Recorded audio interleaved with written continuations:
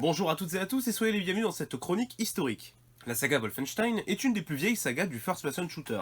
Elle en a défini les bases et est aujourd'hui une des références en la matière. Pourtant, si je vous dis que les premiers jeux n'étaient pas des jeux de tir et que la saga a failli s'éteindre à 3 reprises,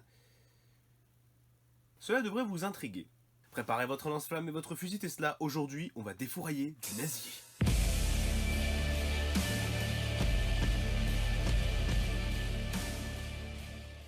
Comme je l'ai dit dans l'intro, les premiers jeux ne sont pas à classer dans la catégorie des FPS. Ce sont des jeux vidéo d'infiltration. Et oui, comme pour Duke Nukem, la saga a débuté dans les années 80 avec des jeux en 2 dimensions et vue dessus. Le but ici est plutôt simple. On est un jaune et on doit tirer sur des noirs... Ok, on va la refaire. A noter qu'il s'agit d'un des premiers jeux à utiliser des voix digitales. Ce qui veut dire que ça... c'est une des premières voix de l'histoire du jeu vidéo. Ah, l'allemand, cette si belle langue. Du bist so schön, meine Liebe. Archgesicht. Une petite suite sortira un peu plus tard, dans lequel vous devez tuer le Führer. Pure folie. Et la saga mourut. Retenez bien ça, c'est pas la première fois que ça arrive. C'est alors qu'une petite boîte de développement, du nom de id Software, venait tout juste de terminer leur premier jeu vidéo. id Software est un studio créé par John Carmack, John Romero... Non, pas George, John. Enfin, quoique, vu les zombies. Et enfin, Tom Hall. Et qui venait tout juste de sortir Catacombs 3D. L'équipe décida alors de réaliser un remake de Wolfenstein. Retenez bien, c'est pas le dernier. Et c'est ainsi que sortit le cultissime Wolfenstein 3D, fun, fluide, incroyable, beau, et j'aime pas ce jeu. Ça arrive. Revenons sous les adjectifs, d'accord. J'ai dit qu'il était fun et cool, ok.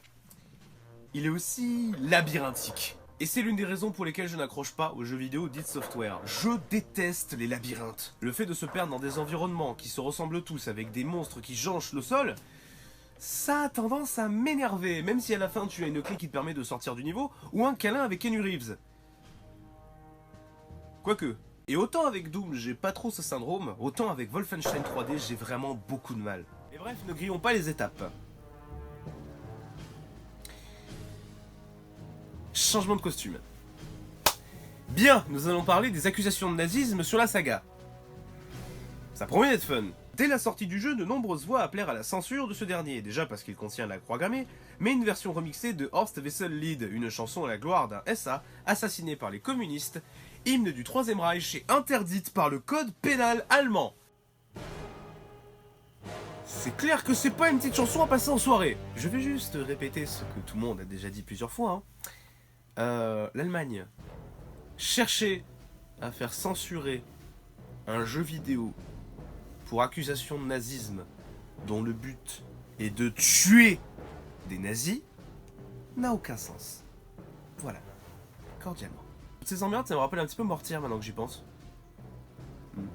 Reprenons un petit peu l'historique. Après le succès de Wolfenstein 3D, l'équipe d'id Software décida de faire une partie de jeu de rôle. Bah quoi ? Et c'est durant cette partie que l'équipe réveilla une horde de démons qui les attaquèrent sans pitié. Et c'est ainsi que vit le jour...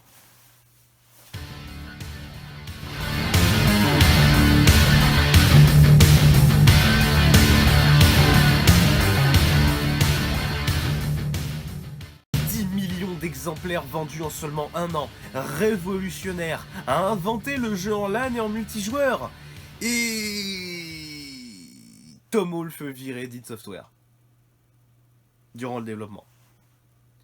Et John Romero fut viré durant le développement de Quake. Autant vous dire qu'en 98, id Software, ça avait pris un sacré coup de vieux. Alors l'odeur a léché, Activision, bien avant qu'ils se fassent connaître pour les Call of Duty, décidèrent de se pencher sur la saga. Ils s'associèrent avec id Software pour faire, accrochez-vous, hein, un remake.